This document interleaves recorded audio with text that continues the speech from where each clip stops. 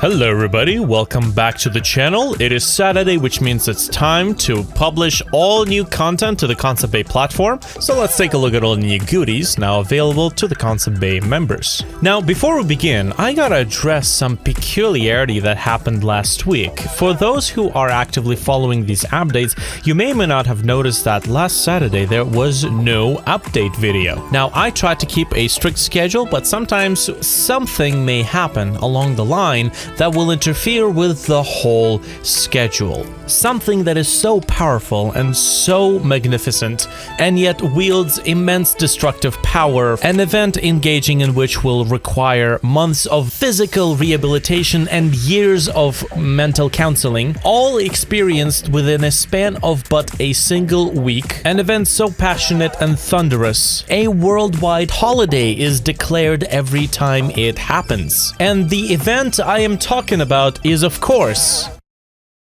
a Retroactive Gamers recording session. What's this? You ask, what happened during the Retroactive Gamers recording session? Why, let me show you. I forget if one of these guys gets up. Oh, there's guys here? Yeah. Oh, Did you not see the dead body on the... Nope. I knew it! I knew no. it! I fucking called it! This would never happen in Star Trek. We're getting attacked by space herpes! Space herpes, Oh, I just thought you. they were the... I just thought they were the roller mines from Half-Life. Take my hand, Aaron. You're gonna Take end my up hand! like... Take my hand! Take my hand! Let's get going! La la la la la la la. It's 2001 Space Odyssey. Oh god. My health is going down. On this fire. My health is going down. A good conversation topic, by the way. For a debate. I'm sure there's one or like 500 of them on Reddit. For which one was better, Star Trek or Stargate? Oh, yes. It's not good. Star Trek. Go, go, go, go, go, go, go! Jump! Dodge! Dodge! I'm down. Fuck. Okay, right. yeah, go, go, Go! go, go, go! Go! I got you! I got you! Go! Get up here! Oh, we got it! Oh Go! my god! Oh my god! Jesus Christ! What the hell? Oh my god, I can't believe we did that.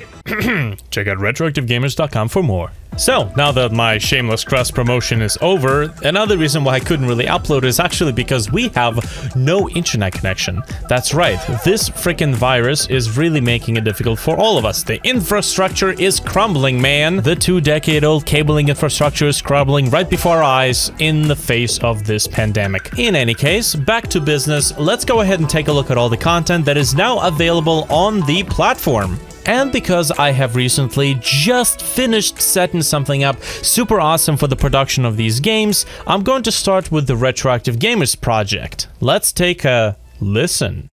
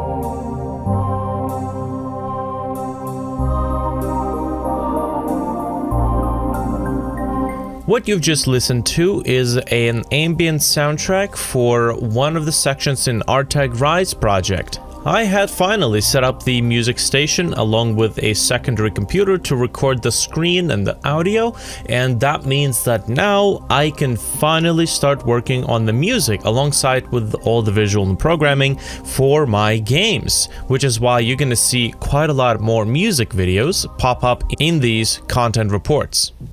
This week for the RTAG Rise project, we have handled the creation of the elevator asset.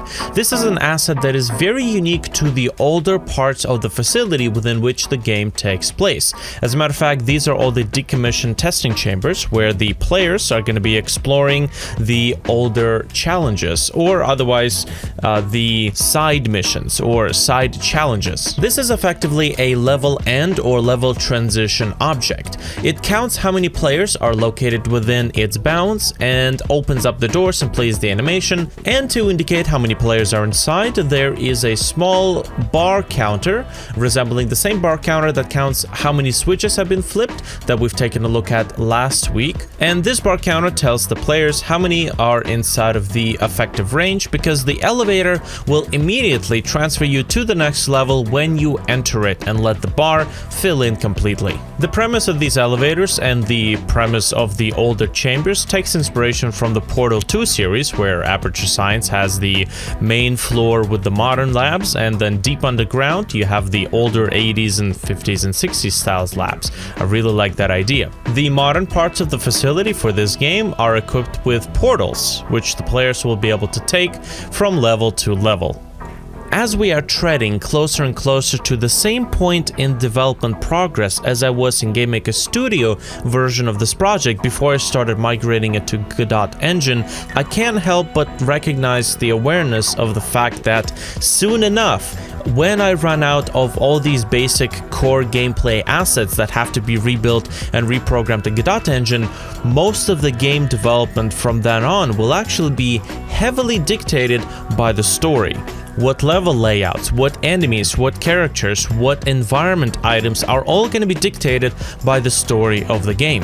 Which means that in parallel, I should really push forward and finish up the quest building system that I'm currently building for the Child of Ether project. And this is where I'm starting to draw parallels between these games. The quest building system that I'm making for the Child of Ether is absolutely going to be compatible with RTAG Rise project. RTAG Rise will handle its story in a quest-based manner as well. And this to me is really interesting because I get to draw some parallels between the Fallout project and my own two projects, Child of Ether and RTAG Rise. The way Bethesda handled their quest creation system is by, well, creating much the same sort of tool that allows you to mass produce quests without having to write custom code for each and every individual quest. And in the case of Bethesda with Fallout and probably even Skyrim games, this sort of a development tool really goes a long way when you also have to make then DLCs or even additional games. It's a tool that grants you a universal building platform to get your stories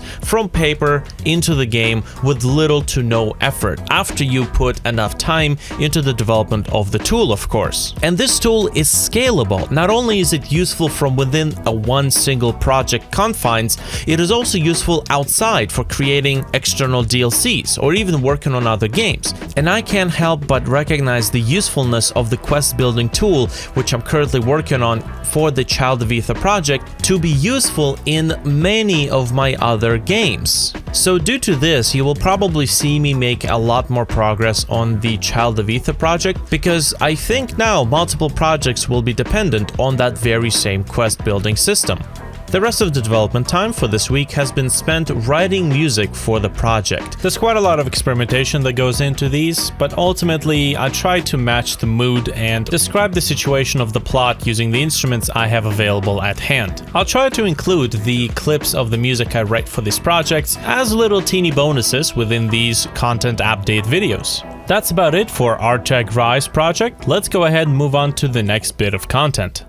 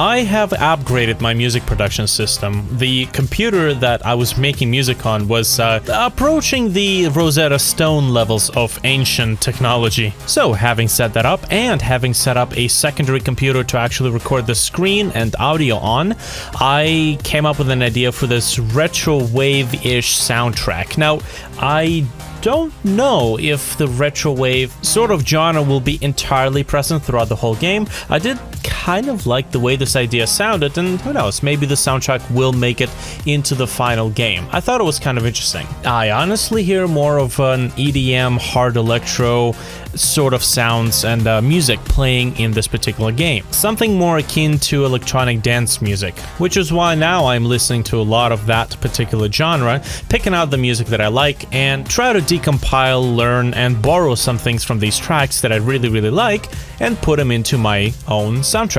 This is one of several soundtracks that I've written during the past week. There were about 5 or 6 more ideas, but I'm not going to be cramping all of them into one single presentation video. However, all of those attempts will still be available off of the platform, because if something may not work for the game, you still may learn quite a bit from synthesis and mixing and mastering, and you may hear something that you want to use in your game. That's why all of that content, even the failures, will be included on the platform. So this week I have been solely concentrating on the music for the Dream Team Theater project. Let's go ahead and move on to the next bit of content.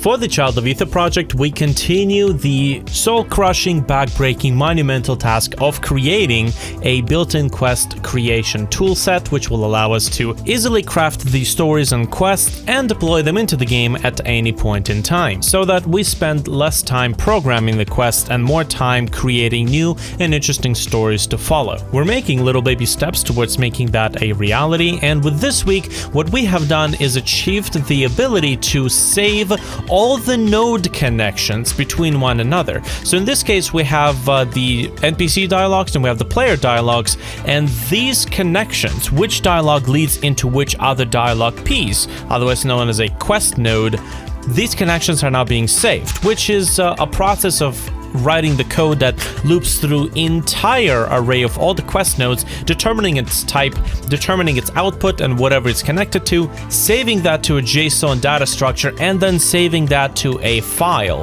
And at this point in time, there aren't really a lot of menus to the quest creation system.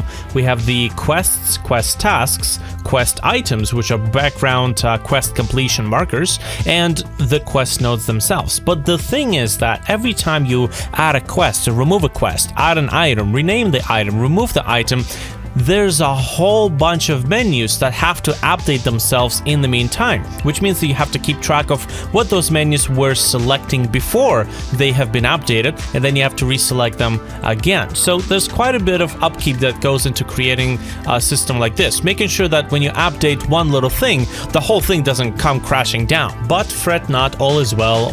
While the time is being spent on the creation of this machine here, I'm also spending time reading up on storytelling, script writing, and all the related literature on the subject of writing great stories. For those of you who are just stepping into the world of game development, you may think that it's all about creating sprites and animations and pretty effects and shaders and level design and level layout, but sometimes the truth is that you have to create a good tool that will get the job done faster on something a little bit more mundane looking, like writing big blocks of text that tell what the story is about. I can't wait to finish up with this tool, because not only will it allow me to go back to doing all of those creative things, but also it will allow me to greatly expand the sort of activities I take part in the development of the project RTAG Rise and Child of Ether. I really wish I could show you a lot more fancy, flashy animations and effects, but the reality is, this is what we're concentrating on right now. The backbone, the core, the very foundation of the core value that this game is going to bring, the story. And thus, I need a beefy storytelling tool that will allow me to easily implement my stories into the game without spending an abominable amount of time on just programming those in. So, this is all that I have for this week for the Concept Bay platform content. It's been a very weird couple of weeks. We had a retroactive games recording, which has consumed a significant amount of time, as we don't have a video editor, so I edit all of our content myself. That is a very long process, and understandably, it eats up a good chunk of my time whenever a recording happens, but the Retroactive Gamers project is a part of my great passion. That's why I'm putting my time into it. It has marketable potential, it has brand potential, and it is a permanent record of all the fun times that Tim and I spent playing games. There's a lot of benefits to keeping this project up and alive. Also, now that all the music equipment is nice and set up, a whole new subset of content is about to be unleashed on the platform. The music writing, the sound effects, the voiceover recording and voice treatment, mixing and mastering, all of these things that make up a game. So I'm super excited to start writing more music for these projects, as well as get back to the more creative parts of these games. I'll see you guys in the next update video, and until then, keep that burnout away and keep making those games.